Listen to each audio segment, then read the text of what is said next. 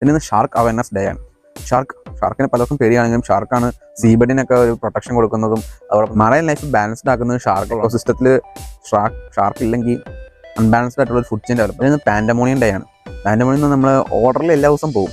അപ്പോൾ ഡിസോർഡർ ആയിട്ട് ഇടുന്നതിനാണ് പാൻഡമോണിയം എന്ന് പറയുന്നത്. ഒരു നിയമങ്ങൾ ചിട്ടയൊന്നും പാലിക്കാണ്ട് അടുക്കും പറക്കും ഒന്നും ചെയ്യാതെ വലിച്ചു വരുമായിട്ട് ചെയ്യുന്നവർക്കാണ് ഈ ഒരു പാൻഡമോണിയം ഡേ ഒബ്സർവ് ചെയ്യാനുള്ള അവകാശമുള്ളൂ. National Grand Marnier day. Marnier എന്ന് പറഞ്ഞാൽ ഒരു ഡ്രിങ്ക് ആണ്, ഒരു ബെവറേജ്, ഹോളിക് ബെവറേജ് ആണ്. പിന്നെ ഇന്ന് നാഷണൽ ന്യൂഡ് ഡേ ആണ്.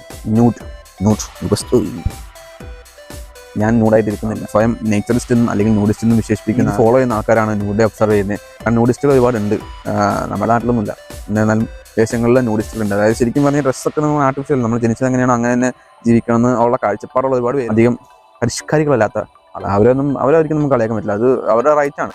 ന്യൂഡിസ്റ്റ് അങ്ങനെ ഒരു കൾച്ചർ തന്നെയാണ് ന്യൂഡിസ്റ്റ് കൾച്ചർ.